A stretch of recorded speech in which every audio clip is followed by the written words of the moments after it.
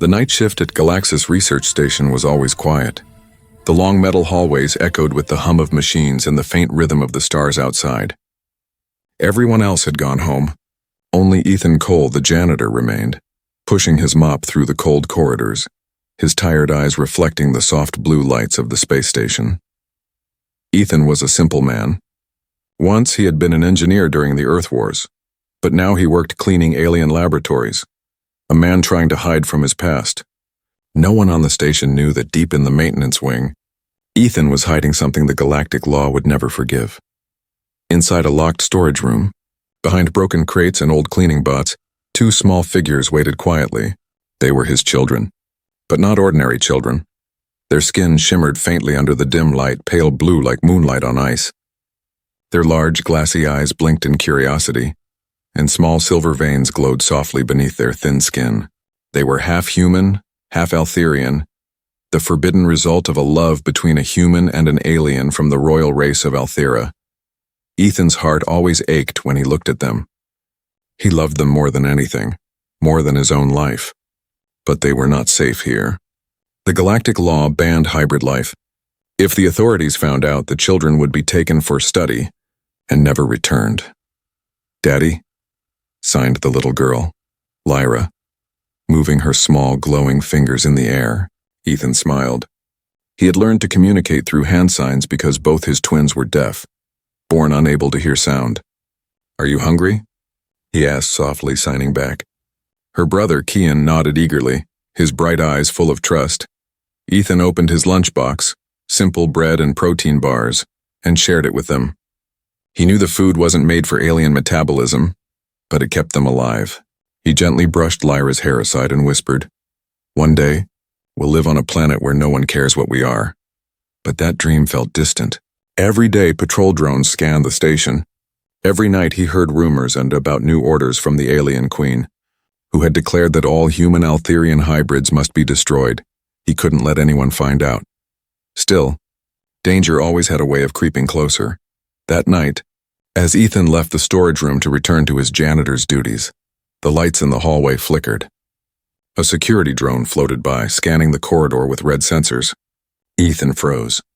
The drone paused in just a second too long, and then moved on. He exhaled shakily. That was close. He finished mopping, glancing around nervously. The scientist would return in the morning. He had to clean up every trace of his children's presence. He hurried back, but when he reached the storage room, he noticed the door was slightly open. His heart dropped. He had locked it. He was sure he had locked it. He pushed the door open slowly. Inside, Kian and Lyra were gone.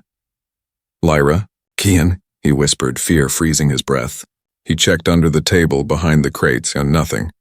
Only their food wrappers and two small footprints glowing faintly on the metal floor. Ethan's mind raced. They must have wandered out.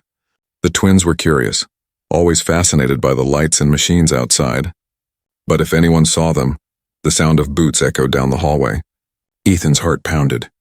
He peeked out. Two guards were walking his way. He needed to act fast.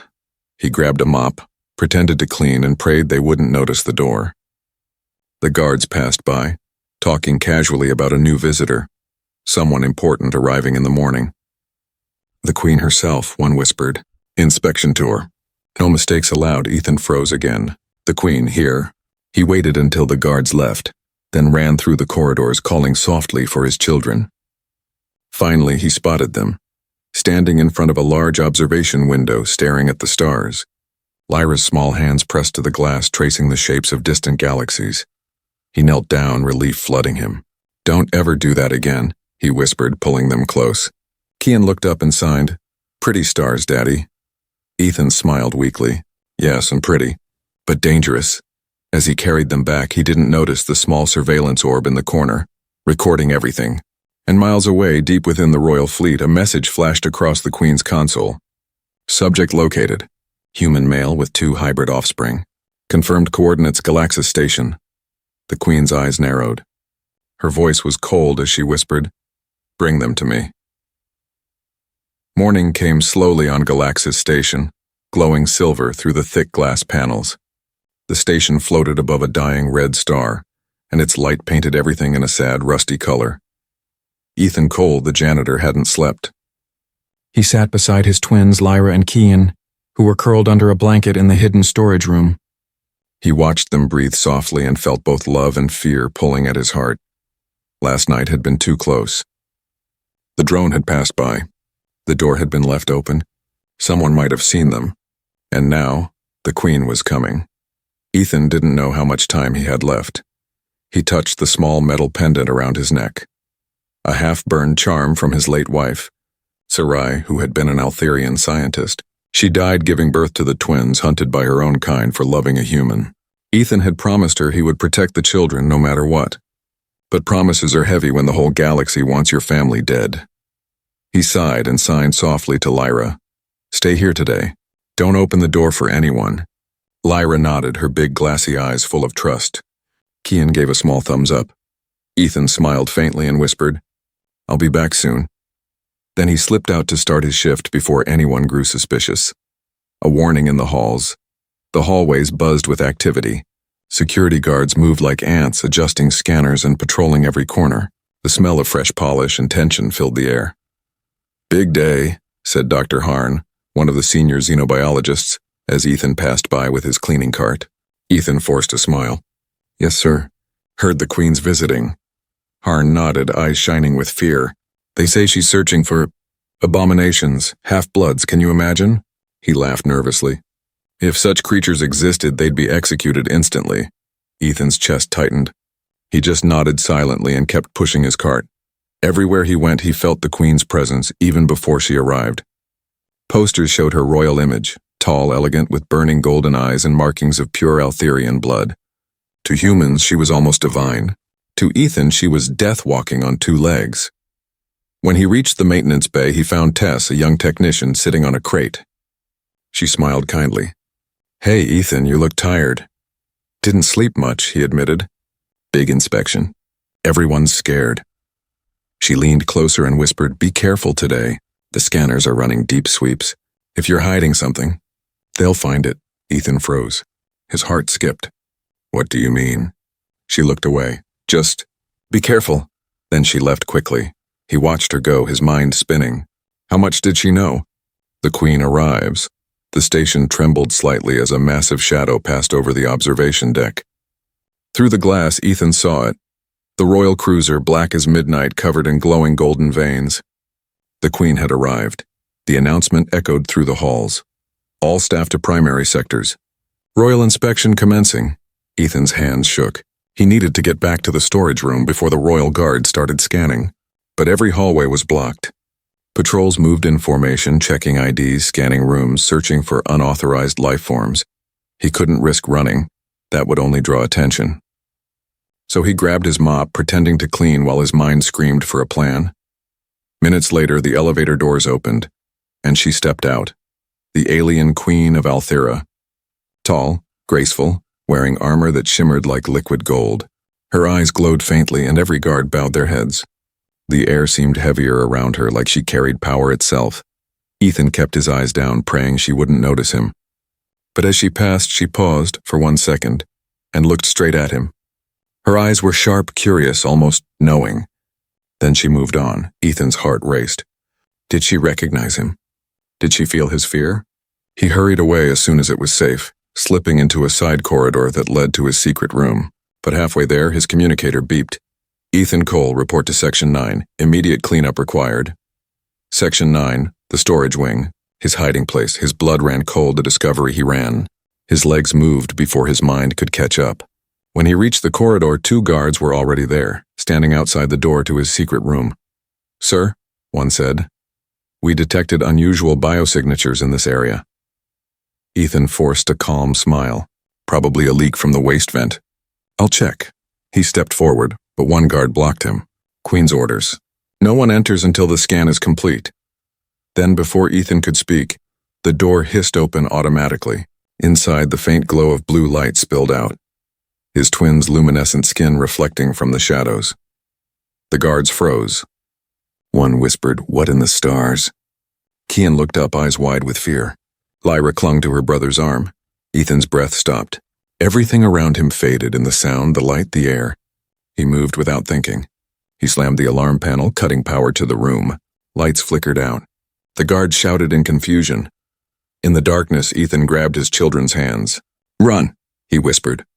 They ran through the maintenance shafts, hearts pounding, footsteps echoing behind them. Somewhere above, the Queen's cold voice echoed through the station speakers. "Find the human. Bring me the children alive." Ethan didn't look back. He knew what she wanted, and he knew what he would do to stop her. The alarm screamed across Galaxis Station. Red lights flashed, painting every wall in a warning glow. Ethan Cole ran through the maintenance tunnels, holding the small hands of his twins, Lyra and Keon. Their glowing skin flickered faintly in the dark, betraying their fear. His lungs burned, but he didn't stop. He couldn't. The Queen's soldiers were already searching. Behind them, mechanical footsteps echoed, metal boots on steel floors. "Stop by order of the Queen," one shouted. Ethan didn't turn. He knew what would happen if they were caught. The children would be taken, experimented on, destroyed. They reached an access hatch. Ethan pulled it open and pushed the twins inside. "Stay low," he whispered. "Don't make a sound." Keon nodded quickly, holding Lyra's hand tight. Ethan crawled in after them and sealed the hatch. The air inside smelled of oil and dust. It was narrow, suffocating, but it was their only chance. For several minutes they crawled in silence. The sound of distant engines rumbled around them. Somewhere above, Ethan could hear soldiers barking orders. They went down to Section 12. "Search every vent." Lyra's small fingers tapped on his arm. She signed, "Daddy, are we going to die?" He looked back at her and forced a smile. "Not today, sweetheart." His voice shook, but he meant every word. They reached a small junction chamber lit by a single flickering bulb. Ethan stopped to catch his breath. His body trembled from exhaustion. The children sat beside him, holding each other. He couldn't keep running forever. They needed a way out of the station. A soft, metallic sound came from above. Ethan reached for his wrench, ready to fight. But then a familiar voice whispered through a vent. "Ethan, it's me, don't panic." It was Tess, the young technician who had warned him earlier.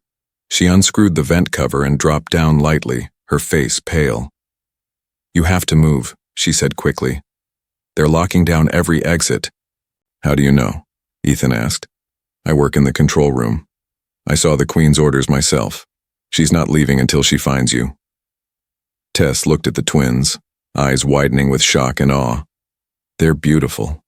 I didn't believe the rumors." Ethan grabbed her arm. "Please help me get them off this station." Tess hesitated. "If they catch me helping you, I'll be executed."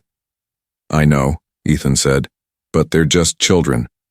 For a long moment, Tess said nothing. Then she took a deep breath and nodded. "There's an old cargo shuttle in Bay 14. It's not registered. If we can reach it before lockdown, you might escape." "How long do we have?" 10 minutes, maybe less. Ethan lifted the twins. "Lead the way." They moved fast, slipping through the maintenance tunnels and old storage routes. The sounds of soldiers and scanners echoed in the distance. Twice they had to hide behind machinery as patrols passed. Each time, Ethan held his breath until the footsteps faded. Finally, they reached a dark hangar. The old cargo shuttle sat in the corner, dust-covered and forgotten. Tess ran to the control panel, typing rapidly. "I'm bypassing the launch code. This will only take a minute." Ethan set the twins inside the shuttle. They huddled close, frightened but silent. He turned to Tess. "Come with us, you can't stay here." She shook her head. "If I leave, they'll know which ship you took. I'll delay the sensors instead, buy you time." "Tess, go," she snapped, tears in her eyes. "You promised to protect them, don't waste it." Ethan's throat tightened. He wanted to argue, but there was no time. He grabbed her hand once. "Thank you." Then he climbed into the shuttle and sealed the door. Through the window, he saw Tess running toward the control booth. She raised her hand once before turning away. The engines roared to life. The old shuttle shook as it lifted from the hangar floor. Ethan strapped the twins in, his hands trembling. "Hold on," he said. The station's alarms grew louder. Over the radio, a cold, commanding voice echoed. The Queen herself. Unauthorized launch detected. Disable it immediately. Energy blasts streaked past the shuttle as it shot through the hangar doors. Ethan gritted his teeth, pushing the controls harder. The small ship trembled violently as it entered open space. Alarms blared in the cockpit. A blinding flash lit up behind them, the hangar exploding as fighters launched in pursuit. Inside the shuttle, Kian covered his ears even though he couldn't hear the noise. Lyra clung to her father, tears glimmering in her eyes. "It's okay," Ethan whispered. "We're almost free." But freedom was still far away. Outside, the Queen's royal cruiser turned slowly, its massive cannons locking onto their tiny ship. In her throne chamber, the Queen watched the shuttle on a holographic screen. Her golden eyes narrowed. "So," she murmured, "the human runs. Let him. I want him to believe he can escape." She raised a hand and her fleet moved into formation, spreading across the stars like dark wings. Inside the shuttle, Ethan's scanner beeped, a dozen enemy ships following them. His heart sank. "They're not giving up," he whispered. He looked at his children, their innocent faces glowing faintly in the dim light. He smiled sadly. "No matter what happens," he said, "I'll never let them take you." The stars stretched into lines as the shuttle jumped into hyperspace, leaving the Queen's fleet behind, at least for now. But the hunt had only just begun. The stars faded into swirling clouds of gray and blue as the shuttle dropped out of hyperspace. Warning lights flashed across the control panel, and the ship trembled violently. Ethan Cole gripped the controls, trying to steady the failing craft, but smoke poured from the damaged engine. The ship had taken too many hits escaping the Queen's fleet. "We're going down," he muttered. The twins clung to their seats, wide-eyed but silent. Kian pointed toward the viewport where a huge planet spun below, covered in silver mist and shadowed oceans. No signal came from it. No cities, no lights. It was a dead world.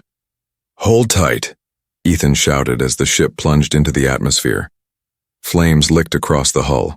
The sound of cracking metal filled the cockpit. The children closed their eyes, gripping each other's hands. The crash felt endless. Then, suddenly, silence. When Ethan opened his eyes, everything was dim. The air was thick with dust and the faint hum of cooling metal. He unstrapped himself and checked the twins, both alive, shaken, but unhurt. Relief washed over him like a wave. He kissed their foreheads and whispered, "We made it." Somehow. Outside the ship, the world was quiet. The sky was dark and filled with strange clouds that glowed faintly from within. The ground was covered with pale moss that pulsed with light when he stepped on it, like it was alive. The air was breathable, though heavy, and there was an eerie calm all around. Lyra tugged his sleeve and signed, "Where are we?" "I don't know," Ethan replied softly. "But we're safe. For now." They set up a small camp beside the wreckage. Ethan scavenged supplies from the ship, food packs, blankets, a flare gun. The twins explored carefully, their glowing skin blending with the planet's strange light. Everything here felt ancient, forgotten. As night fell, a soft mist rolled through the valley. It carried faint whispers like voices calling from far away. Ethan stood guard holding a small blaster. The mist thickened and he saw a shadow moving through it. Tall, slow, deliberate. "Who's there?" he called out, aiming his weapon. From the mist stepped a figure wrapped in tattered robes. Its face was hidden, its movements calm. "You should not be here, human," it said, its voice deep and old. "This planet is forbidden." Ethan didn't lower the weapon. "We crashed. We'll leave once the engines are fixed." The stranger tilted its head. "No one leaves this world, not without the planet's permission." Lyra and Kian peeked from behind the shuttle. The stranger turned toward them and froze. Its hood slipped back slightly, revealing glowing silver eyes. "The children," it whispered. "Half Altherian, half human, so the prophecy is true." Ethan stepped between them. "Stay back." The being raised both hands. "I mean no harm. My name is Viel, the keeper of this world. I once served the Altherian queen, before she became what she is now. Ethan hesitated, lowering the blaster slightly. You knew her? Viel nodded slowly. Long ago, when she still had mercy in her heart. But she was changed, consumed by fear of losing her throne. She saw a vision, 2 children born of human blood who would one day end her reign. To prevent it, she outlawed hybrids and began her purge. Ethan's throat tightened. So that's why she's hunting them. Yes, Vale said, his voice sad. She believes your children are the ones foretold, the Echo Twins, whose voices could awaken the ancient core of Althera itself. Ethan frowned. They're deaf. They can't even hear their own voices. Viel smiled faintly. And yet their silence may be their power. Sound is not the only form of voice. The energy within them, the bond they share, it resonates with the universe's pulse. Even now I can feel it. Lyra stepped closer, curious. Her small hand reached toward Vale, and for a moment the air shimmered where her fingers touched his robe. Light rippled outward, forming faint shapes, like constellations dancing in the mist. Viel's eyes widened. Yes, it is them. Ethan pulled her back gently. Whatever they are, they're just kids. I just want to keep them alive. Viel nodded. And you will need my help for that. The Queen's trackers are already following your energy trail. They will find this world soon. Ethan's heart sank. Then we need to move. There is a temple, Viel said. Old and hidden. It was built before the Queen's rise, a place where the ancient ones stored their knowledge. If the twins awaken what sleeps there, they may have a chance to survive. Ethan looked down at the children. They stared back, trusting him completely. He had no idea what kind of destiny was waiting, but he knew one thing. Running was no longer enough. Take us there, he said. Viel turned, his robes gliding through the mist. Follow closely, human. Once you step inside the temple, there will be no turning back. As they walked into the glowing fog, Ethan looked up at the strange sky, where the stars pulsed like living eyes. Somewhere far beyond them, the Queen's fleet moved through space, searching relentlessly. In her throne chamber, the Queen watched a faint energy signal flicker onto her screen, the trace of the twins. A slow smile curved her lips. So, she whispered, they've reached the forbidden world. Perfect.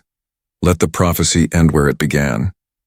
And as her ship turned toward the silent planet, Ethan and his children disappeared into the mist, unaware that destiny itself was waiting for them in the heart of the ancient ruins. The mist wrapped around them like a living thing as Ethan followed Vale through the glowing valley. The twins walked close, their small hands gripping his coat. Each step echoed softly like the planet itself was listening. Ahead, faint lights shimmered between the cliffs, ancient runes carved into black stone walls, pulsing gently like heartbeats. This is the Temple of Origins, Vale said quietly, built before the first queen ruled. It remembers what the galaxy has forgotten. The entrance loomed before them, a massive gate made of silver stone covered in strange symbols. When Lyra touched one of them, the markings glowed brighter, spreading across the wall like veins of light.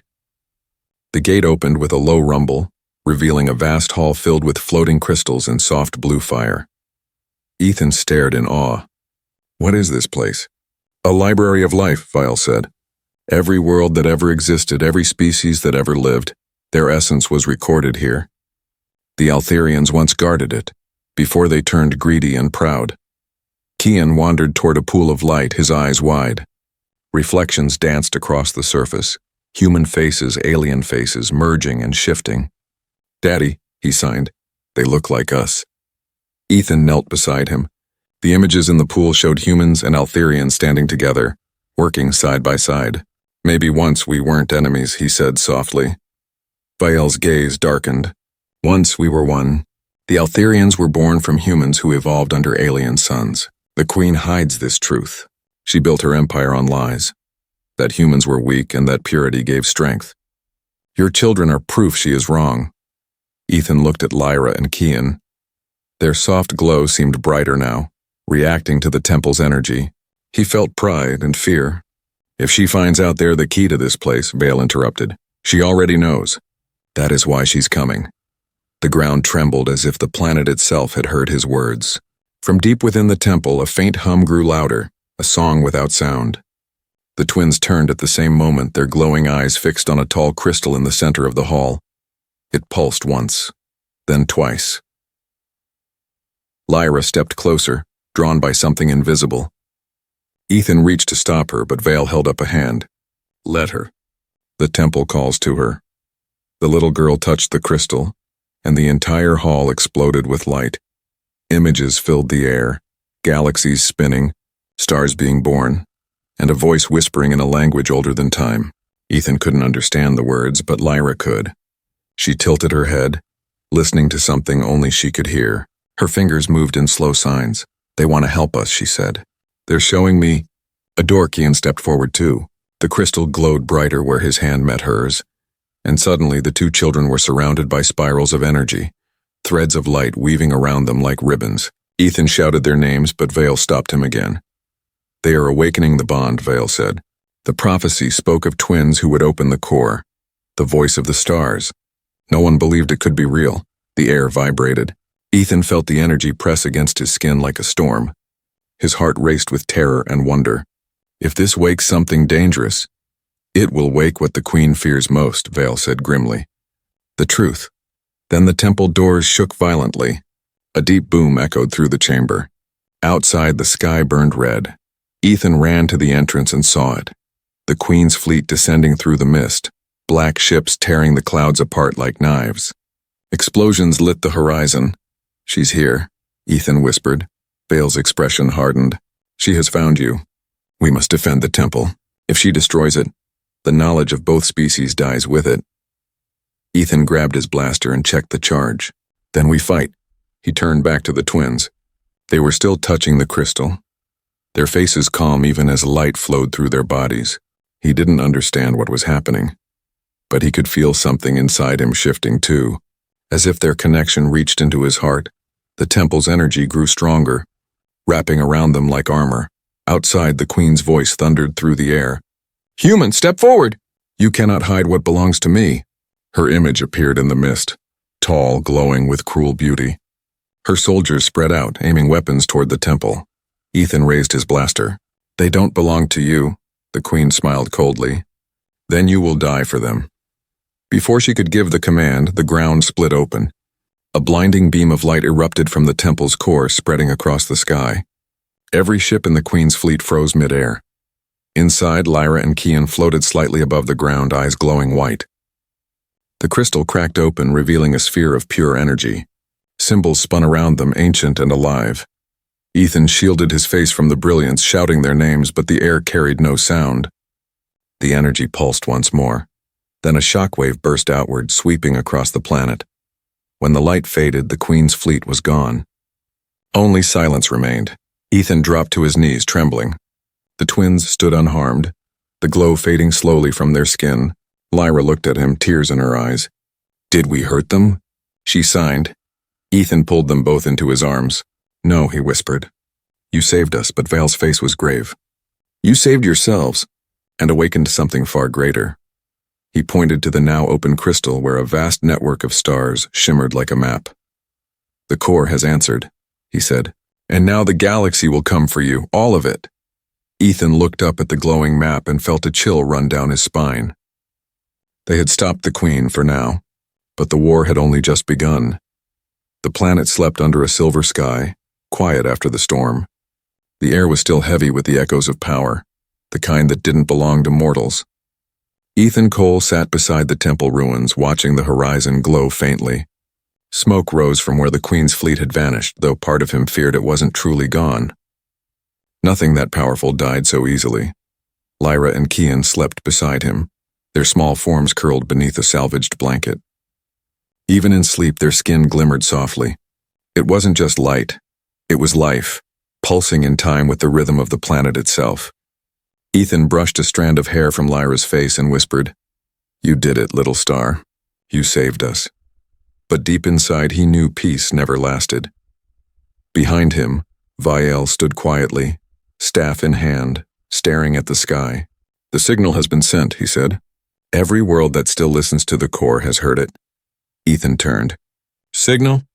"The awakening of the twins," Vale explained. "It traveled through the old network, the energy web that once connected the Altherian Empire." The Queen felt it. Others did too, Ethan frowned. Others? Old enemies. Old friends. The galaxy will not ignore the voice of the core. Some will come to worship your children. Others will come to destroy them. Ethan sighed heavily. "So we're back to running." Vial looked at him with calm eyes. "You cannot run from destiny, human. You can only walk beside it." Before Ethan could reply, a faint hum drifted through the air, mechanical, growing louder. Vial turned sharply. Ships. Ethan's heart jumped. He shook the twins awake. "Come on. We need to move." They ran through the mist, climbing the ridges that surrounded the temple. Above them, streaks of fire lit up the clouds, ships descending fast. But these weren't the Queen's black vessels. Their hulls glowed bronze and white, marked with the crest of the Reclaimers, a group Ethan had only heard whispers about during his time as a soldier. Freedom fighters who once rebelled against the Altherians before disappearing into legend. The lead ship landed hard, kicking up dust. Its ramp opened and a tall figure stepped out, human, armored, with a scar running down one side of her face. "Cole," she shouted. "Ethan Cole, former Earth engineer." Ethan hesitated, blaster raised.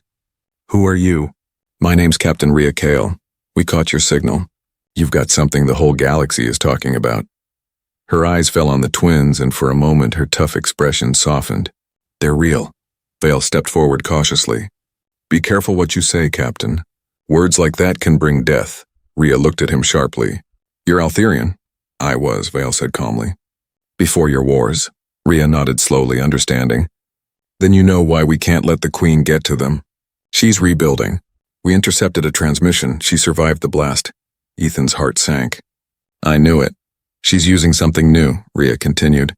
"Something she calls Project Seraphim. A weapon fused with her own DNA, half machine, half Altherian. If she finishes it, she won't need armies." Lyra tugged Ethan's sleeve, signing, "She's coming again?" He knelt and nodded grimly. "Yes, but this time we won't run. We'll fight." Rhea smiled faintly. "Good, you'll need allies. The Reclaimers have been waiting for a sign. Your children's awakening was it. They might be the only chance we have left to unite what's left of humanity." Ethan looked down at the twins. They were just children, frightened and fragile. But when they looked back at him, there was something new in their eyes, something strong. Vial lifted his staff and touched the ground. Symbols glowed beneath his feet, spreading outward like ripples. "The Queen's new power draws from the same energy as the core," he said. "If we do nothing, she will twist it, poison it, and every living world will suffer." Ethan clenched his fists. "Then we stop her before she finishes it." Rhea nodded. "We're building a base on the Shadow Belt, an asteroid field hidden from scanners. We can regroup there." As they moved toward the ship, the twins stopped suddenly. Kian pointed to the sky. High above, the clouds split open. A dark shape descended slowly, glowing red. Ethan's blood turned cold. "No. She's already here." A voice rolled across the valley, cold and familiar. "You cannot hide in my galaxy, human." The Queen's image appeared in the clouds, projected through a massive holographic drone. Her golden eyes burned with fury, but her face was different now, half flesh, half gleaming metal. Her new body pulsed with energy, mechanical tendrils moving behind her like wings.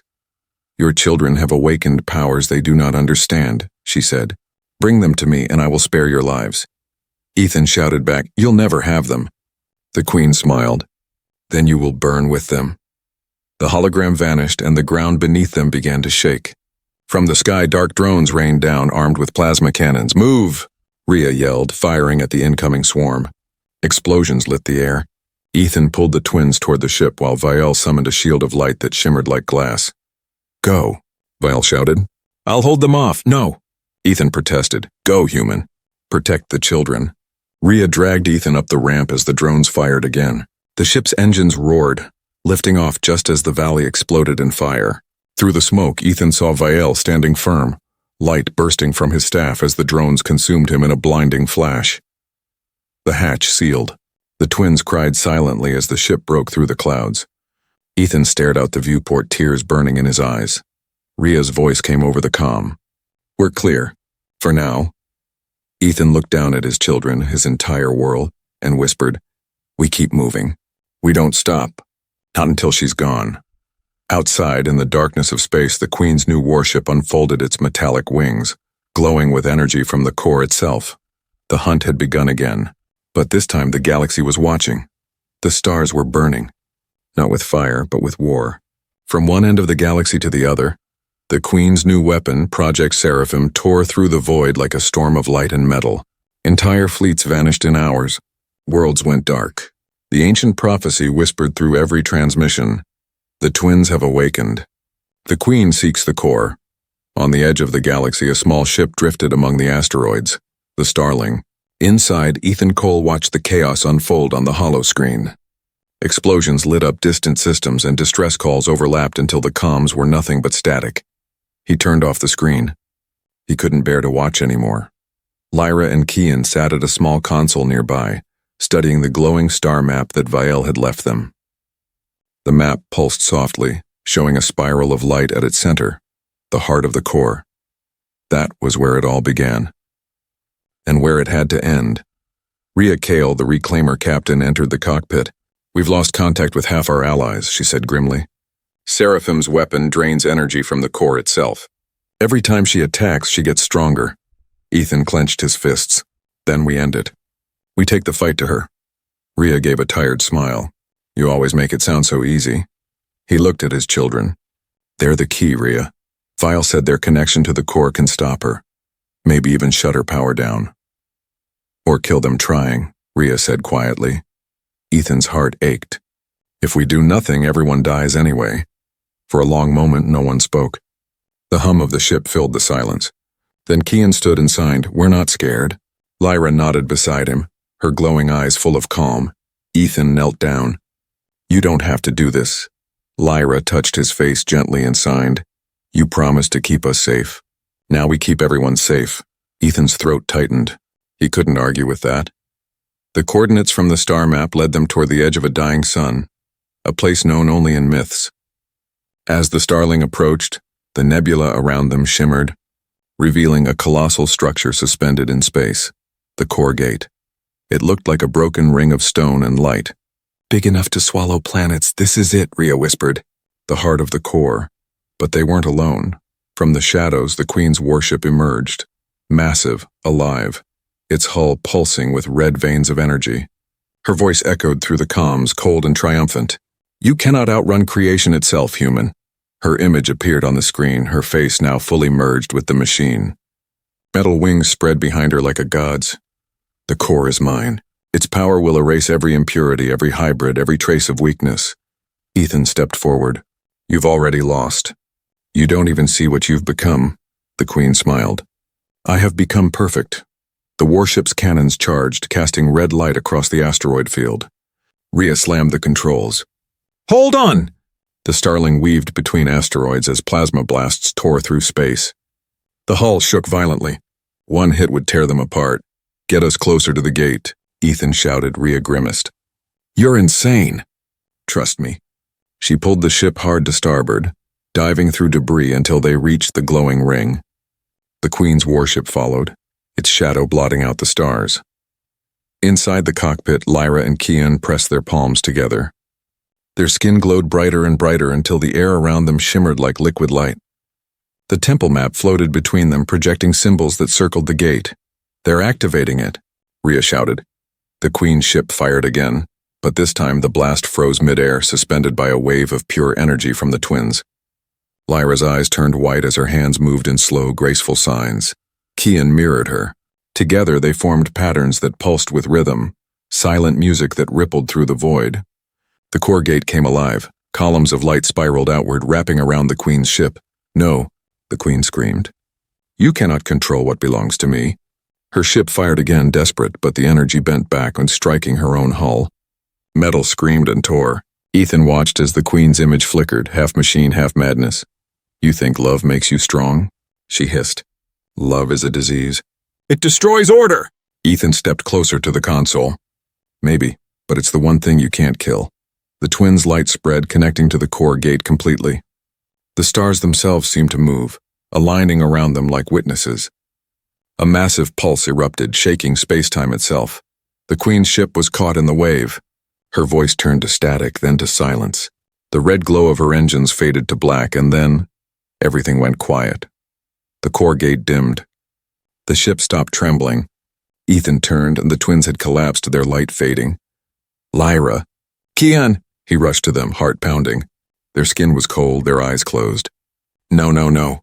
Rhea put a hand on his shoulder. They saved everyone. Ethan held them close, tears falling freely. The silence around them was vast and endless. Then faintly, someone a flicker. Lyra's chest rose with a breath. Kian opened one eye and smiled weakly. Daddy, he whispered, though his voice had never spoken before. Ethan froze. Then he laughed, broken, joyful, disbelieving. You talked, he said, hugging them both tightly. You talked. Outside, the stars began to shine brighter again, the nebula clearing. The core gate's glow softened, becoming peaceful, like a sleeping giant finally at rest. Rhea leaned back in her chair, smiling. It's over. Ethan looked out the window, holding his children. No, he said softly. It's beginning, because somewhere beyond the horizon life would rebuild, human and Altherian together. The old fear was dying. The future was being born. And in the silent heart of the galaxy, two children glowed with the light of both worlds, their laughter echoing through the stars, proof that even in the darkest corners of space, love could still defy the impossible.